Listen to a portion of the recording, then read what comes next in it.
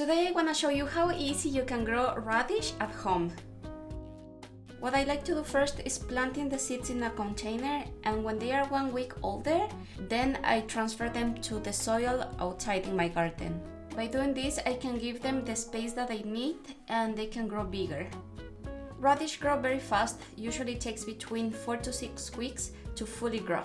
The best time to plant them is early spring or late summer.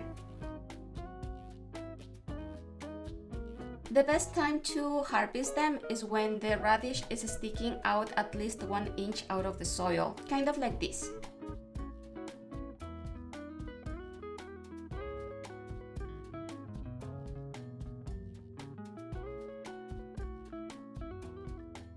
After you pull them out, wash them nicely, and this is very important. Remember that the leaves are edible, so do not throw them away. You can make salads, soups, whatever you want with them, so you can use them.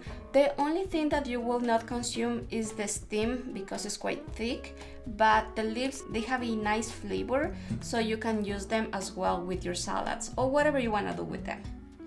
And this is the video for today, guys. Thank you so much for watching. Don't forget to subscribe and share this video if you want to see more of my garden. See you soon. Bye!